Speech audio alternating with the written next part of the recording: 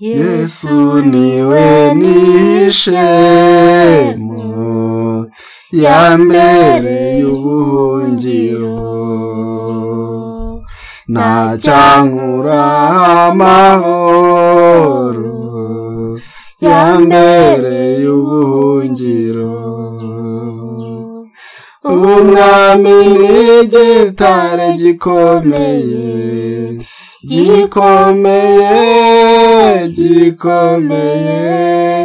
umwami n'igitare gikomeye yambereye ubuhungiro.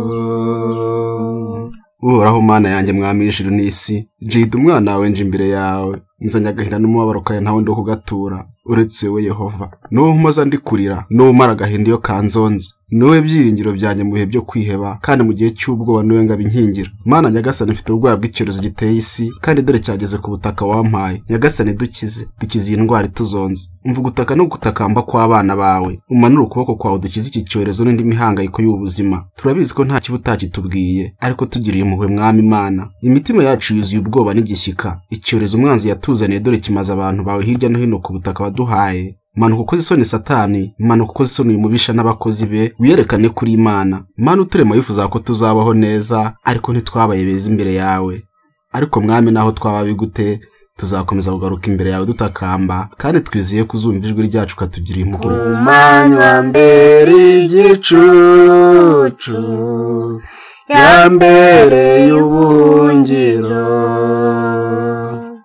ambere itara nijoro yambereye ubuhungiro,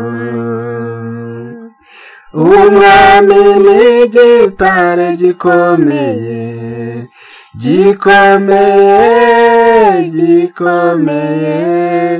umwami n'igitare gikomeye yambereye ubuhungiro. Satani atugose mwami muremye, Satani atwambika umunyurunga dutwareho bunyago, umunyuru wo kwiheba, umunyuru w'amaganya no kwifuza iby'ubutunzi butaramba, umunyuru w'ubwishongozi n'ubwirasi.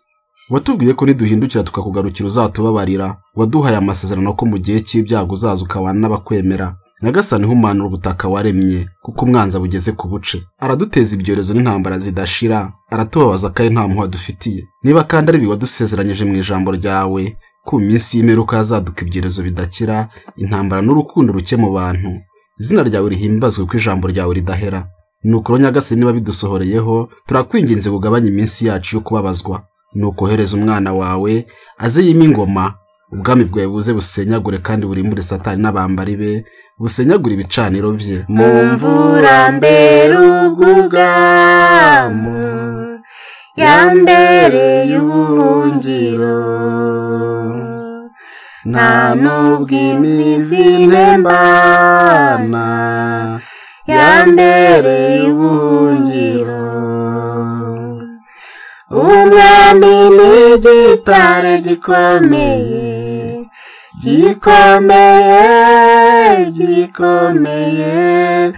umwami n'igitare gikomeye yambereye ubuhungiro. Udukize utuzahure, udutahure udukize inzara idashira, udukize inzige zidusize ku buce, udukize imyuzure n'imitingito, udukize sida itumaze, udukize ibicurane, uhindure coronavirus kitazongera kwibukwa. Hanagura amarira y'abana bawe, dore abanyabwenge n'abakomeye hirya no hino ku isi babuze igisubizo, dore nabo bahangayikishijwe n'ibiza bidateguza. Nyagasani, watangiye gusuka inzabya z'umujinya wawe ko twagugomeye, turakwinginze tubabarire. Niba abamarayika bawe bahagaze ku mfuruka enye z'isi wabategetse kurekura imiyaga yabo, ngo abanyabyaha basogongere ku mujinya wawe. Izina ryawe rihimbazwe ko byose biba mu bushake bwawe. Ariko Nyagasani, impuhwe zawe zitagira akagero ntuziturenze. Manura ukuboko kwawe ukize isi, utabara abarwayi barembye ndetse n'abashonji, uhanagure ibyorezo n'ibiza. Turakwiyambaje ngo dukize. Nyagasani, dutabare, wumva amarira yacu. Nta byago byantera ubwoba yambereye ubuhungiro, nta mwanzi wese wankanga yambereye ubuhungiro, umwami n'igitare gikomeye, gikomeye, gikomeye, umwami n'igitare gikomeye, yambereye ubuhungiro. Nzamuye umugabane wa Aziya mu busabe bwanjye, utabara ibihugu byose bikomerejwe. Rambura akaboko kawe ku Bushinwa, urambura akaboko kawe ku gihugu cya Irani, utabare Korea n'ibindi bihugu bisumbirijwe. Mana, reba ukuntu umugabane w'Uburayi wabaye, uzirikana ababaye baho, utabara Ubutaliyani, Ubufaransa, Espanya n'ibindi bihugu byugarijwe. Utabare Leta Zunze Ubumwe za Amerika, utabare Canada, Brazil, Chile na Peru. Ukuboko kwawe kuze ku mugabane wa Afurika, utabare Misiri, utabare Algeria, Afurika y'Epfo. Nyagasani kandi nurangiza utahe Rwanda, uduhumurize dutsindire iki cyorezo. Wamaze kucyandura umube hafi kuko uri muganga mukuru. Nuko kandi turagushimiye kubw'ijambo ryawe ritazashira, turagushimiye ku rukundo rwawe, turagushimiye kubw'isezerano ryawe ko igihe cyose tuzatakamba uzatwumva. Twizeye ko marayika murinzi agiye kumanukira isi nk'uko wabyivugiye uti, nindamuka nkinze ijuru imvura ntigwe, cyangwa nintegeka inzige ngo zone igihugu, cyangwa ninohereza mugiga mu bantu banjye, maze abantu banjye bitiriwe izina ryanjye n'ibicisha bugufi bagasenga, bagashaka mu maso hanjye, bagahindukira bakareka ingeso zabo mbi, nanjye nzumva ndi mu ijuru mbabare igicumuro cyabo mbakiriza igihugu. Nuko Nyagasani niwe waduhaye iri sezerano, kandi none dore turi imbere y'amaso yawe, nuko rero dutabare. Ntabwo nzavaho Yesu ari, yambereye ubuhungiro, nawe ntazamemukira, azambera ubuhungiro. Umwami n'igitare gikomeye, gikomeye, gikomeye, umwami n'igitare gikomeye, yambereye ubuhungiro. Yesu arongera arababwira ati, ishyanga rizatera irindi shyanga, n'ubwami butera ubundi bwami, kandi mu isi hamwe na hamwe hazaba ibishyitsi bikomeye, kandi hazabaho inzara n'ibyorezo by'indwara, hazabaho ibitera ubwoba n'ibimenyetso bikomeye biva mu ijuru.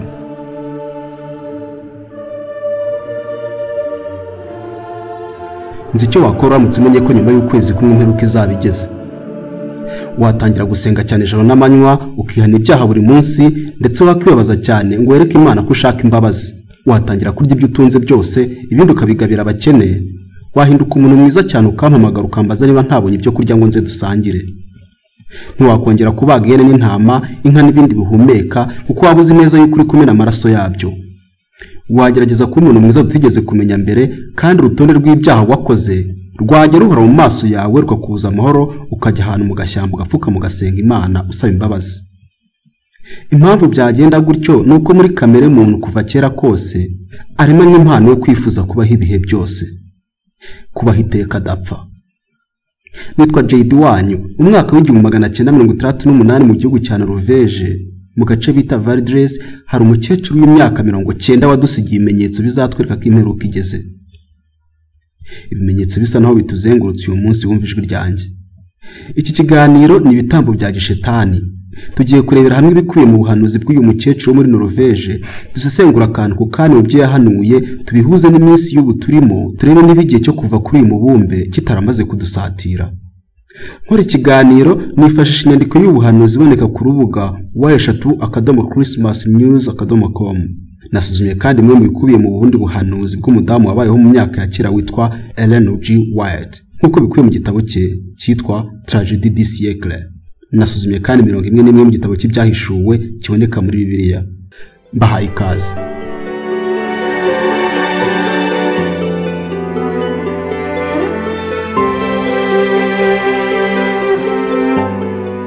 Mu mwaka w'1968 mu gace ka Valdres mu gihugu cya Norvege, umukecuru w'imyaka 90 yagiye mu ibonekerwa, ayishurirwa iby'iminsi izaza, ayishurirwa akaga kadutegereje twese, abona ibihe bikomeye cyane kuruta ibyabayeho tugiye kwinjiramo.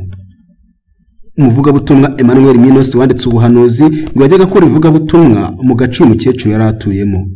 Emmanuel Minos ngo yagize amahirwe yo guhura n'uyu mukecuru, amuhishurira byinshi mu byo yabonye ubwo yari mu ibonekerwa, undi arabyandika ariko ngo ntiyabiha agaciro cyane ku buryo ngo yahise abibika mu gasanduku k'ameza tiruwari cyangwa se drawer, hagacamo igihe kitari gito ubwo yatangiraga kubona neza ko ibyo umukecuru yavuze ari ngombwa kubisangiza abantu. Uyu mukecuru ngo wari ukerebutse akaba n'umukristo w'intangarugero mu bari bamuzi, ngo yeretswe ibizaba mu minsi y'imperuka. Mu byo yeretswe aragira ati, nabonye iby'igihe kizabanziriza kugaruka kwa Yesu ndetse n'itangira ry'intambara ya gatatu y'isi. Niboneye ibyo bihe n'amaso yanjye ubwanjye. Nabonye isi imeze nk'umubumbe imbere yanjye, hanyuma mbona uburayi bwose ubutaka ku bundi. Nabonye Scandinavia, mbona Norvège, mbona ibintu bimwe na bimwe bizabaho mbere yo kugaruka kwa Yesu, mbere y'uko habaho ibihe bikomeye cyane, ibihe bikomeye cyane ku buryo nta bindi bisa nabyo twigeze tunyuramo. Uyu mukecuru wo muri Norvège mu buhanuzi bwe yagaragaje ibintu bine by'ingenzi bizaranga ko Yesu agarutse nta kabuza. Yaravuze ati, icya mbere kizabaho mbere yo kugaruka kwa Yesu ndetse na mbere y'uko intambara ya gatatu y'isi iba, hazaba hagaye k'ikiruhuko cyangwa se amahoro tutigeze tugira mbere. Hazabaho igihe cy'amahoro hagati y'ibihugu by'ibihangange mu burasirazuba n'uburengerazuba. Hazabaho amahoro y'igihe kirekire. Muri iki gihe cy'amahoro hazabaho igihe cyo kugabanya cyangwa se gusenya intwaro mu bihugu byinshi no muri Norvège. Ntituzaba twiteguye igihe intambara izabije.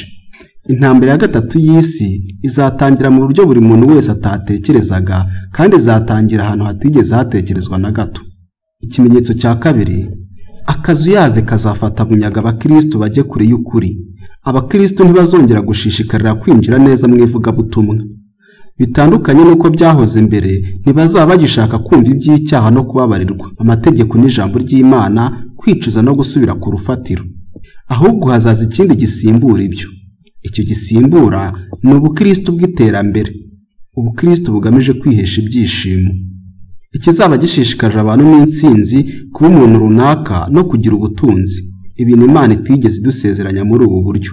Amatorero n'inzu zo gusengeramo bizagenda bisigaramo ubusabusa. Ivugabutumwa twari tumenyereye ibisekuru n'ibisekuru nko kwikora umusaraba ugakurikira Yesu bizarekwa, ahubwo ibyo kwinezeza n'irishingiye ku buhanzi n'ubugeni ndetse n'umuco nibyo rizagaba igitero ku matorero, ahakabereye amateraniro yo kwihana ibyaha n'ububyutse.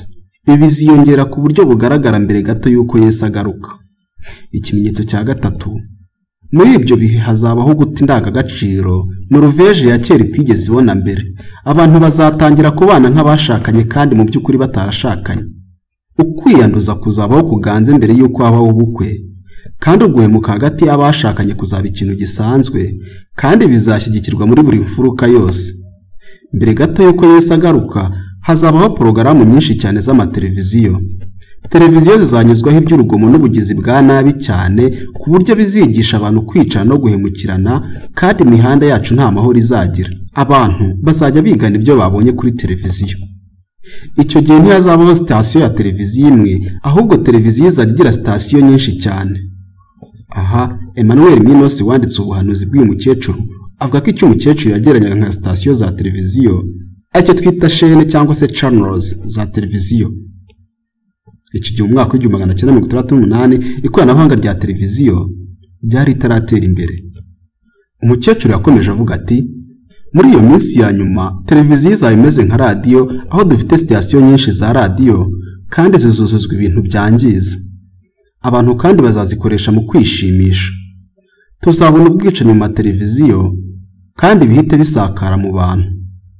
Amashusho y'imibonano mpuzabitsina zerekanwa kuri ibyo birahure bya televiziyo, nyamara kandi cyari igikorwa kibanga cyagenewe abashakanye. Bizabaho kandi muzabibona. Ibyo twari dufite mbere bizasenyukira mu maso yacu. Tuzabona ibyiza bica mu maso yacu byigendera. Icya kane, abantu batuye mu bihugu bikennye bazahurira kwinjira mu Burayi, kandi bazagera muri Scandinavia na Norvège. Bazaba ari benshi cyane ku buryo abantu bazatangira kubanga kandi banabakorera ubugome. Bazafatwa nk'abayahudi mbere y'intambara ya kabiri y'isi. Kuva ubwo nibwo igipimo cy'ibyaha byacu kizaba kimaze kuzura. Emmanuel Minos wandikaga aya magambo yaturuka mu kanwa k'uyu mukecuru yatangaje ko uyu mukecuru yavugaga aya magambo amarira amanuka ku matama ye. Umukecuru yakomeje agira ati, ntabwo njye nzabibona ariko wowe uzabibona. Mu buryo butunguranye Yesu azahita agaruka ndetse n'intambara y'isi izatangira. Izaba ari intambara ngufi. Ibyago n'intambara byabaye mu myaka ya kera bizaba bimeze nk'aho ari umukino w'abana ugereranyije n'ibizaba. bizarangira n'iturika ry'ibisasu bya kirimbuzi, ikirere kizahumana ku buryo no guhumeka gake bizaba ari ikibazo.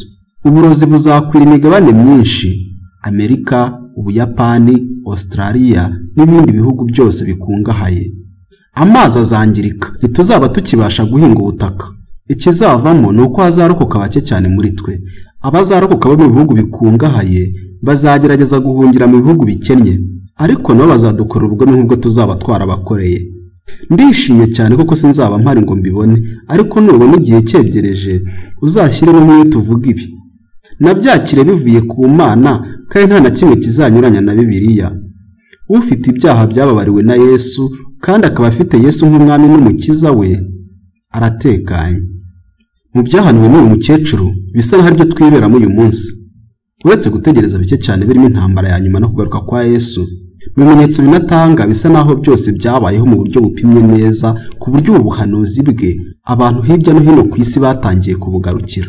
Urugero, yavuze ko mbere y'uko iherezo rya byose rigera hazabanza kuba hagahika akaruhuko mu bihugu byo ku isi, hakabaho amahoro y'igihe ndetse no kugabanya cyangwa se gusenya intwaro. Uyu mukecuru ahanura ibi hari mu mwaka w'1968, byari mu bihisi yari isohotse mu ntambara z'isi ebyiri zikomeye cyane. Kuva ubwo bisa n'aho amahoro mu isi yageragejwe kugerwaho ugereranyije na mbere, nubwo bitavanaho ko hamwe na hamwe hashobora kuba intambara. Ibihugu bimwe na bimwe byateye indi ntambwe bigabanya umubare w'abasirikare n'intwaro, hari byari bifite umugambi wo kubaka ibitwaro bya kirimbuzi ariko birawureka. Ku bijyanye n'akazuyazo mu madini, yahaniye ko muri ibyo bihe abantu bazashishikazwa n'ivugabutumwa ry'iterambere, ryarindi bakubwira ko ugiye gukira, ko ubukene urimo bugiye kurangira, ugiye kubona inzu n'ibindi. Uyu mukecuru we akaba yaremezaga yuko atari byo Imana yasezeranyije abayubaha muri iki gihe. Uyu munsi n'izo nyigisho duhora twumva kenshi cyane, yashimangiye ko ivugabutumwa rizaba ari byo kwineza no kwerekana Imana nk'uko turi kubibona ubu ngubu, aho abantu bashishikazwa no kuba ibyamamare mu kuririmba indirimbo zihimbaza Imana no kwigarura imitima ya benshi. Mu masinagogi bagaceka umuziki bakazamura ibiganza bavuga ko bagiye kujya mu ijuru. Yavuze ko umupaka uzabaho hagati y'abantu n'indangagaciro. Norvege ya kera yibagirane, abantu batangire kubana nk'abashakanye kandi batarashakanye. Ibi nibyo bituzengurutse hose, nta kabuza isi ishobora kuba imaze kugera ku ndunduro. Yashimangiye ko ubuhemu hagati y'abashakanye bizaba ikintu gisanzwe, kandi ko hazaduka sitasiyo za televiziyo nyinshi kandi zizakwirakwiza amashusho y'ubusambanyi n'ibikorwa by'urugomo, kandi abantu bazabireba byigane. Ibi nabyo nta gushidikanya yuko ariko bimeze. Mu kimenyetso cya nyuma yatanze ni uko igihe cyagombaga kugira abantu batuye mu bihugu bikenye bagahurura kujya i Burayi, ndetse bakazangwa n'abaho bikomeye cyane. Ibi byo twese turabona yuko ari byo biri kuba uyu munsi, aho abantu bari gushirira mu nyanja ya Mediterane bambuka mu bihugu by'i Burayi, abagize ngo bagezeyo nabo bagakoreshwa imirimo y'ubucakara. Yashimangiye ko icyo gihe n'ikigero cyo turimo ubu ngubu aribwo ikigero cy'ibyaha bya muntu kizaba cyuzuye. Iyo bigeze aho, umukecuru avuga ko ubwo abantu bazabirukira kujya mu Burayi, ikigero cy'ibyaha bya muntu kizaba cyuzuye, ngo Yesu azahita aza bitunguranye cyane, ngo ariko akimara kuza intambara y'isi ya gatatu itangire, kandi izatangira ahantu ngo hatigeze hatekerezwaho na gato. Ngo izaba ari intambara iteye ubwoba itarigeze ibaho kuva isi yaremwa, kandi izamara igihe gito cyane. Amazi, ubutaka, ikirere byose bizangirika ku buryo abazarokoka bo mu bihugu bikize bazahungira mu bihugu bikenye, kandi nabo bakazakorerwa ibi byose bakoreraga babasangagayo. Ubuhanuzi bwe bugarukiraho. Gusa icyo twibaza ni ko uyu mukecuru ibyo yahanuye bihuye neza n'ibihe byose tumaze kunyuramo. Ikimenyetso yatangaje cya nyuma cy'uko abantu bazirukira mu Burayi tukaba ari cyo turi kubona uyu munsi. Ese Yesu yaba ari kwitegura kugaruka gutwara abantu bari kumwambaza ijoro n'amanywa, noneho yamara kuza intambara igatangira mu isi? Byagiye bivugwa kenshi mu ivugabutumwa ko hazabaho intambara ikomeye cyane, ndetse benshi bagiye bashimangira ko izaba ari intambara y'amadini. Ese iyi ntambara ni iy'uyu mukecuru wo muri Validres mu gihugu cya Norvege yaba yareretswe? Hari undi muhanuzi nawe wabayeho mu myaka ya kera witwa Ellen G. White, nawe yahanuye ibijya gusa n'ibi.